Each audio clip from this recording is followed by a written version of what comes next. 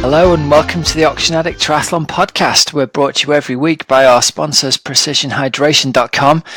Personalize your hydration strategy because the idea of one size fits all doesn't work for hydration.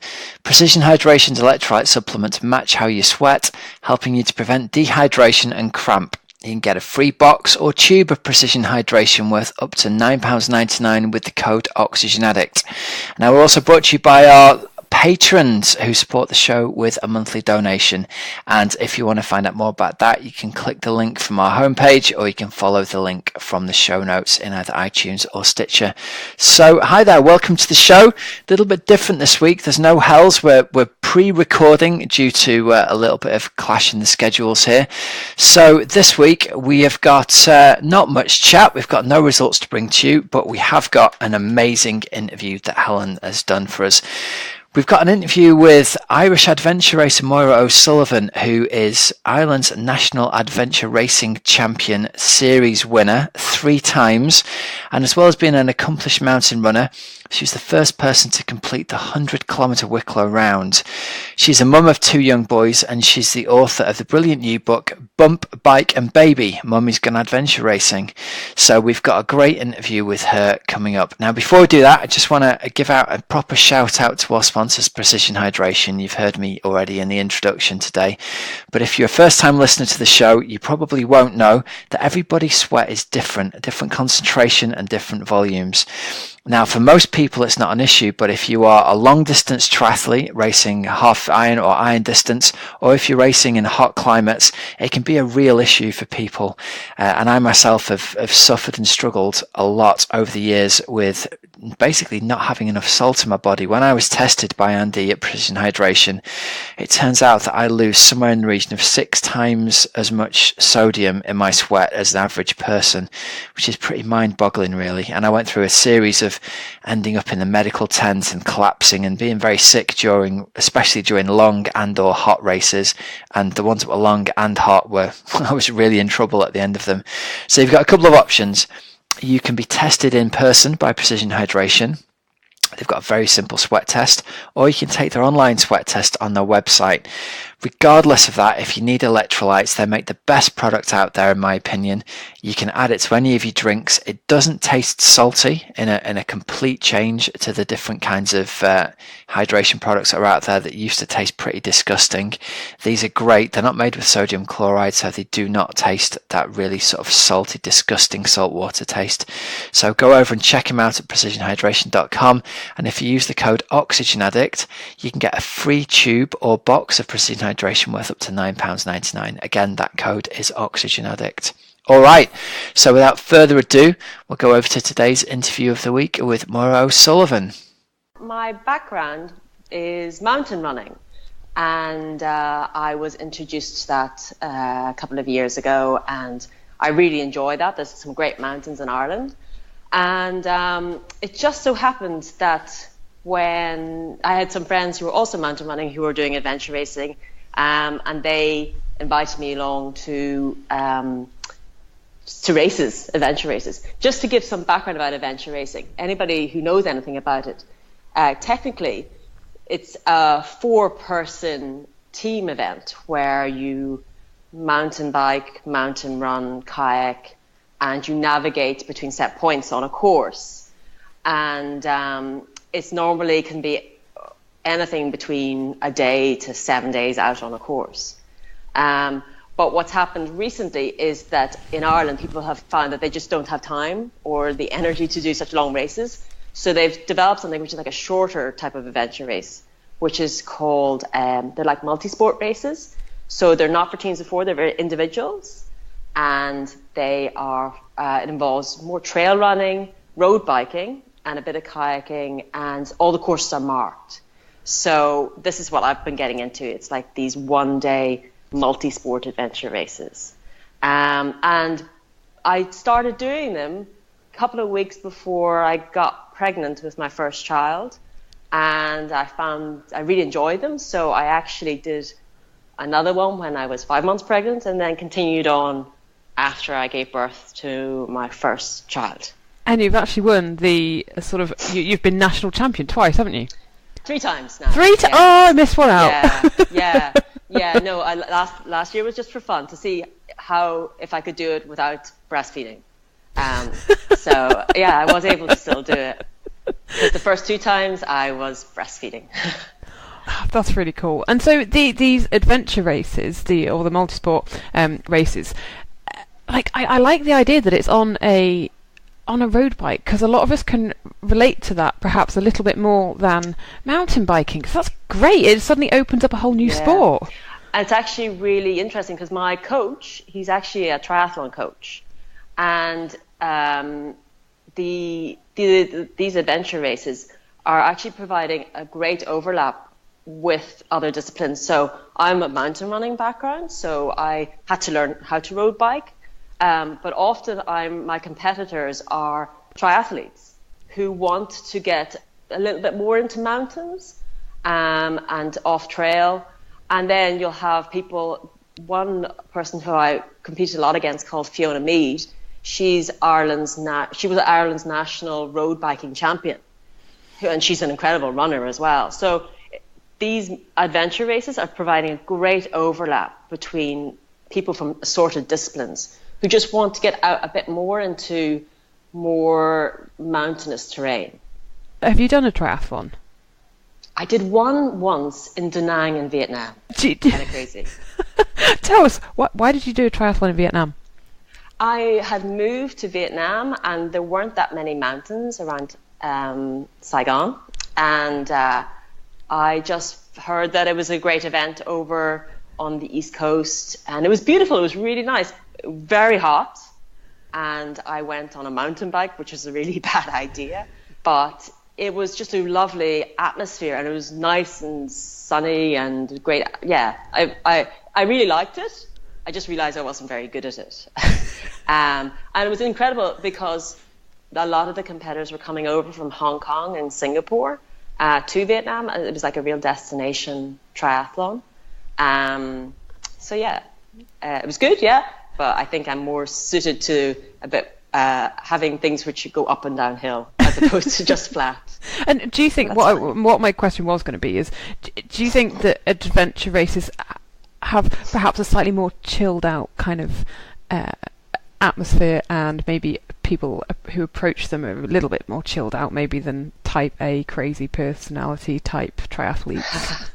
I think when you have any sort of race that involves mountains, there's an additional element that you just can't control. That you just don't know what's going to happen up there, that the wind might be going, the rain might come down, the mist might come down. And I find that because there's this unknown element, that people are a little more relaxed because, you just kind of, the element of control has gone. And also the way that the multi-sport races happen here is that it's very much you go out, the courses are just a really, really incredibly beautiful areas that you wouldn't normally go to. And so you could be busy racing, but then you pass this amazing waterfall and you can't help but look up and go, God, that's nice. And you can't help but be chilled out just because your surroundings are so incredible. And the other thing is that the races really try to get people to stay behind afterwards, and there's like a really nice atmosphere. There's food, there's a couple of beers. This is Ireland. And so people really hang out afterwards, and so there is it's a very nice atmosphere, and it attracts a certain type of person who, if they don't win, it's not a big deal. And do you have a favourite in terms of beautiful sort of places? I mean, there's a lot that you've mentioned in your book, or certain places that I'm like, oh yeah, that is a stunning part of Ireland. Which one sticks out for you? I really like Killarney, Quest Killarney. What happens is you start from Killarney town, which is a real outdoor centre, and you cycle over initially to Kate Kearney's cottage, which is at the start of the Gap of Dunlow. Really narrow rural roads. Then you hop off your bike and you run up and down Strickeen Mountain, which is a great technical rocky trail, and come back down, and then you cycle up and over the Gap of Dunlow through the Black Valley, up Mall's Gap, and all the way over to Muckross Lake. Stunning, absolutely stunning. You've got all the mountains around the lake, quick kayak around there, and then you're on for a 20-kilometer run up and down Mangerton Mountain, part of a range which is the highest mountains in Ireland. Back down there to your bike and a 5-kilometer road cycle into Killarney. So yeah, it's a stunning part of the country, and it's a lovely atmosphere, and yeah, it's a tough race as well. Last year it took me 4 hours 40 to complete it, so that would be one I would highly recommend. Well, you're painting a very good picture. I don't think it's going to take a whole load of convincing to get me signed up to one of these. It sounds Actually, awesome. There is one happening now in May in Betsycode in Wales, and that's going around the area there. And there was potentially one up in Loch Ness. They were talking about it. So they are the trend. They are big in Ireland. You'll talk about maybe 2,000, 3,000 competitors signing up for these races, and people are saying there's potentially incredible areas in the UK where the same races can be held. I sometimes see these adventure races as you are using your road bike to cycle between mountains. So you road bike to a mountain, you run up and down it, or there's a loop, and then you're back on your road bike, you road bike to another mountain, and then there's another run or a kayak or whatever. So I find it's a really good way. As a mountain runner, I think it's a really efficient way to get between mountains. It does have an advantage if you're really a good road biker who does well on hills. So because I'm quite short and kind of I'm not a big power biker, I can get myself up a hill okay. So yeah, it really, I think, as I said, it does actually attract triathletes.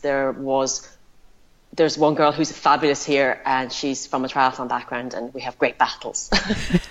And what about the kayaking bit? How good do you have to be? People say they're like splash and dash. So yeah, literally, the vast majority are in double sea kayaks. So whoever you arrive with at the kayak, they normally put you in the same boat, and it's normally about 1 kilometer, maximum 10 minutes. So it's just to get a feel of it. It's nothing.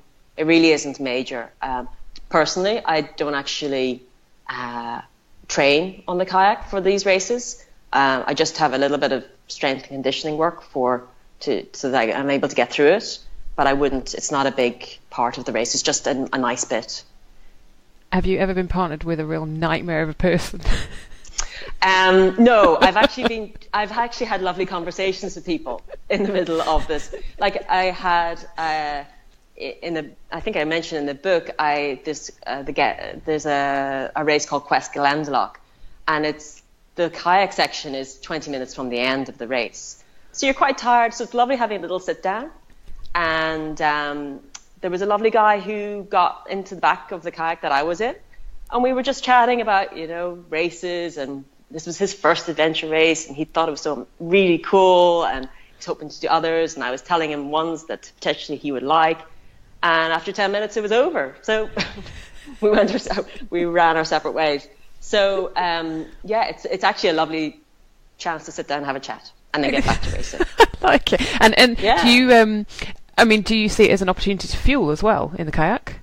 No, it's because you're using both arms. Because you're using both arms. Yeah, and it's so short. I just will basically lots of liquids on the bike and gels on the run, and then kayak. Yeah, it's just very quick in and out. I love it. So how do you manage what does your training look like for the adventure racing? My training is very dependent on childcare. So I'm very fortunate that I have a childminder who is able to take my kids for 2.5 hours in the morning, and I'll go and literally I will rock up to her house with my bike shoes on and my helmet on and hand the children over and literally turn on my garment as soon as I'm out the door, because I just want to maximize what I can do during the time, because I know as soon as the kids come back it's really difficult to do any training. So at the moment, of course, it's winter training, so I'm in the gym once a week doing a lot of rowing, and I'm on the bike probably 3 times a week, and then 2 times a week a run. And actually, one of those days is a bike, then a run. So it's and in the evenings I would do strength conditioning about once every 2 days. That's just for winter training at the moment. But after I had my children, I think I was doing strength conditioning 3 times a week. It took a lot of time for my body to get back into shape after the birth of my kids. And so at the moment, would you say that you do, I don't know, sort of 7 to 9, 10 hours a week? Yeah, probably around 10 to 12. Now, having read your book, you did not always want children, did you? No. I'm probably one of the least maternal people on the planet. But, I had promised my husband before we got married that we would have children.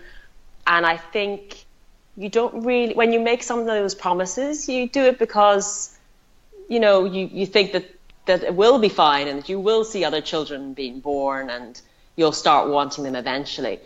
And as I got older and we got married, my maternal clock just didn't tick. And it was definitely a stress point in the relationship. But I had made a promise and I do stick to my promises. I think a lot of my friends had told me that it's different when they're yours, that there's definitely a different bond. So I held on to that hope that when I had the children, because they were mine, that I would have a different feeling towards children, which is actually what happened. So fortunately. And you sort of realised that you were pregnant whilst doing one of the adventure races, didn't you? Yeah, we were doing a 24-hour adventure race, the ones which have teams of 4. And it was the middle of the night, and we just so happened to stop at there was a mandatory stop at a place where you could actually go to the toilet, and I realised I was spotting, and there was just some blood, and that was just very unusual, and I had read that can be a sign that an egg is implanting, and for the rest of the race, I was quite phased out and thinking, oh goodness, does this mean that I'm pregnant or not? And of course, nobody noticed because everyone else was so tired and so drained from the race that they didn't even notice that I was kind of a little bit distracted. And yeah, so I went home and took a test and realised that, yes, I was pregnant. And then how did you sort of adapt your training then going forwards? Because obviously you had discovered this adventure racing and you had other races lined up. I didn't know how much I could or couldn't do. And this was back in 2013. I think there's an awful lot more information out there nowadays, which is great. My initial starting point was I went to the doctor to confirm what I had to do now that I was pregnant. And I said, how much exercise can I do? And she said, well, if you weren't running marathons before, I wouldn't advise that you start now. And I didn't know what to do with that because, well, then if I was running marathons before and if I was doing lots of stuff, then how much can I do? Now, I completely understood where she was coming from. She wanted to make sure that I and the baby were okay and to err on the side of caution. And I think I understand where she was coming from. Fortunately, I then was later introduced to somebody called Suzie Mitchell, who is an Irish track cyclist. And she had struggled about knowing what to do. And she subsequently wrote a book about it called Pregnancy to Podium. And she had great guidance in that she's also a vet, so she understood the biology, what was happening to her body and to her pregnancy during that time. And she she managed to get some advice to say, listen to your body. And it might sound very, very simple, but athletes do listen to their body and are very attuned to their body. And she said, your body will tell you when it's had enough, or if you need to slow down. And I said, okay, that makes sense. And then she said, the other thing is just don't take up kickboxing. Don't do anything where there's abdominal trauma. I was like, okay, that makes sense. And as the pregnancy went on, it was true. I'd go especially during the first trimester, if I went for a run, I would just get really, really breathless. And I just couldn't go for as long as I used to. My body was just, no. And after the first trimester, I started to get a bit more energy, and I could actually run more, bike more. And then eventually, towards the end of the second trimester, I just started getting horrible stitches. One time I was stranded. I didn't have a phone. I was about 4 kilometers from home on a back rural road, and I actually got the fright of my life. And again, my body was saying, okay, now it's enough. And so I ended up doing lots of walking the dog and swimming, and that's what my body said. Yeah, that's fine. Yeah, you can do that. And so that was really useful. But that was during my first pregnancy. My second pregnancy, I had already started working my coach, and he was very helpful again in saying, yeah, okay, now we need to tone down, do a little bit less, just on the basis of my feedback of the sessions he was giving me. So that's kind of how it worked. How did you find getting back into it after you had your first son? I was really excited to get back because I had heard from Suzie that the girl who advised me about listening to my body, she had managed to get back on her bike quite quickly. And within 4 months, she had won a World Masters track cycling title. And she told me that you will have a boost in terms of your body after having given birth. It will be able to do things that you weren't able to do before. So, for example, we talked about more blood being in your system after the birth. So you've got kind of blood doping going on, natural blood doping.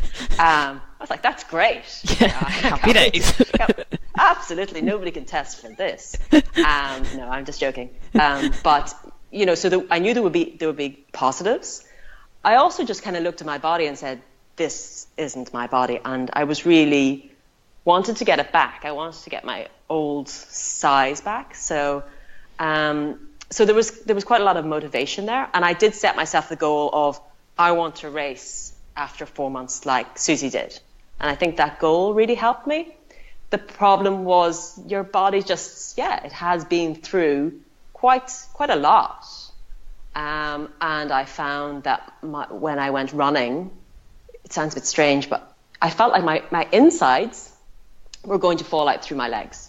My pelvic floor was just so weak that it was really uncomfortable having to go for a run. So actually after 2 weeks, I went onto my bike, and so then at least there wasn't that pounding motion. Yep. And I'd been with the baby. I was exclusively breastfeeding him. He actually never took a bottle. He refused a bottle, total breast man.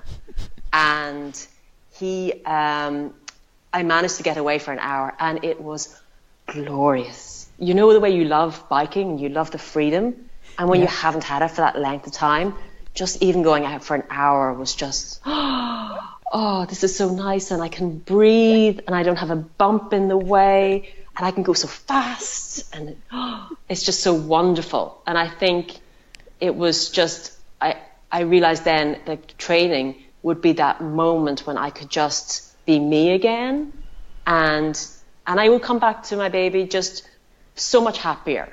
And so I could see there was an awful lot of advantages. Though it was difficult getting back because the body was just a little bit torn up, I knew there was advantages to getting back to training and racing. And did you feel that you could get back to the same level that you had been at, or did you, straight away did you think, right, I want to be even better, and I'll be patient, but I'm going to be better? I didn't have any expectations. I just wanted to be able to get back, and I think that it was my coach who said, I think you can be doing these times. I think you can get in this position, and I would laugh at him on a regular basis. My goals were just about getting my body back, and the training was going to help me do that, and I might as well use the training for something, and I might as well just race and see how good or bad I am. So there was no expectation. And with the sort of being back into racing, was it just a really, really magical feeling? And did it almost feel, did you think, oh, I took it a bit for granted before I had, my boys? Yeah, I think you appreciate more things whenever you do have children at home, because you realize, before I had children, I would just see a race at a weekend and go, God, it looks like fun, I'll just go. But I can't do that anymore. I have commitments and responsibilities. So I actually have to plan my season out very carefully, and I have to send meeting requests to my husband, so he blocks out that time so that he will look after the boys those days. So yeah, I race a lot less. So I do appreciate when I actually get to race, and because they're so far and few between, I do look forward to them, and I know how lucky I am to be actually out racing and to have the time to race and to be supported by my family to race. A number of your competitors, they're also mums, aren't they? Funnily enough, not a lot. Okay. Yeah, they're just young, energetic, amazing women. And I'm waiting for them to be pregnant, to have children, so that I can have a season where I don't have to race against them. So yeah, but I think also on the other side as well, I'm getting older. I'm in my 40s now, so there's also that I just want to make the most of it from that perspective as well, to race as long as I can and keep healthy as long as I can. And I think what's going to happen now is I can start seeing my boys, they're 2 and 4, and they're getting into sport themselves. But whilst I like mountain running and road biking, they really like swimming and they really like orienteering. So we're on different sports, but I can see myself probably racing less and supporting them in their sporting endeavours more and more. I can see that transition will probably happen over the next couple of years. But that's kind of nice, because you've clearly inspired them as well. Yeah, I think that they're so used to seeing me going for a bike or a run that I think they don't realise that some other people don't get that chance to go out and do that. So yeah, hopefully so they don't think it's abnormal to go on their bikes, when we go walk the dog, or they just think it's normal to be active. And I think that's an important message to be giving them. What's your proudest sort of moment in a race, would you say? It could be from when you did more mountain running, it could be more from the adventure racing, but do you have one moment that sort of sticks out? I definitely feel proud when I've gone on to a starting line. I've not been up to par, where I haven't, maybe I've been recovering from a cold or an injury, and I still lined up and I did the best I could. And there are races where I didn't win, I was beaten by much better people, but I still lined up. And I think I feel proud about that it's important just to get out there. I can think about the final race in the book is Westport Sea to Summit, and it's held in November, so it's a really hard time of year to race. And it's a really competitive field, because a lot of triathletes have finished their season, and they are coming in to just try an adventure race. And yeah, it wasn't in the best of form, and I fell on the race, and I didn't think I could continue on, but I still got up because I thought I'll just finish. And I think that's the thing I'm most proud of, just having that doggedness come out in a race. Moira, how on earth do you find the time to actually write a book whilst doing the training and bringing up two little boys? Okay, so basically I would like to personally thank the producers of CBeebies and of the makers of Paw Patrol, who were able to amuse my eldest son for an hour and a half a day whilst I wrote the book. And I put them on those TV programs when my youngest son, Carl, was having his afternoon nap. So it was every day. I had an hour and a half where they were either asleep or watching TV, and that was the time when I wrote 1,000 words a day. Book is around 80,000, so I did that for 3 months. That is discipline right there. I think there's a lot of people who are runners or sports people who you have to be disciplined to do those things, and I think it's automatically transfers over quite easily to book writing. Wouldn't you think? Yeah. You've written recipe books. You understand. Best-selling recipe books. You understand how much work it takes. But, it's the same thing as training. You just knock a little bit out every day and you get the reward at the end. This is true. You break it down and it's all possible. Yeah, absolutely. And I think also, I really wanted the book to be written because I wrote the book that I would have liked to read before I had children. Because the book is a warts and all. It's saying, yes, it is great to have kids, but my goodness, it's work. And you have to cope with an awful lot in terms of, particularly around sleep deprivation. I think I walked around in a haze for about 3 years, surviving on very little sleep. And, there's a lot of talk these days about bump, baby, and bouncing back, about women having babies and bouncing back very quickly. And it's great that these stories are out, but actually some people don't really bounce. And sometimes you get real setbacks with the body just not coming back after birth as easily, taking a lot of time. So I wanted to get that book out so that people who haven't had kids yet can really think, okay, this is what it could potentially be like. Do I want to go through that? With people who have had kids, they say, so it wasn't just me. Actually, there are bits which are good and there's bits which are really hard. And so that's where I was motivated to get the book written and out there. I've read it and I really, really enjoyed it. It was a great read, and the sort of book which I didn't need to think too much while I was reading it. Mm-hmm. So, if you do have baby brain or something like that, actually, it's very manageable and very enjoyable. Thank you. So yeah, I think you nailed it. So it's called Bump, Bike and Baby, isn't it? Yeah, it's called Bump, Bike and Baby, Mummy's Gone Adventure Racing. It's been really useful for me to write the book because it's helped me to understand a lot of how I feel about being a mother.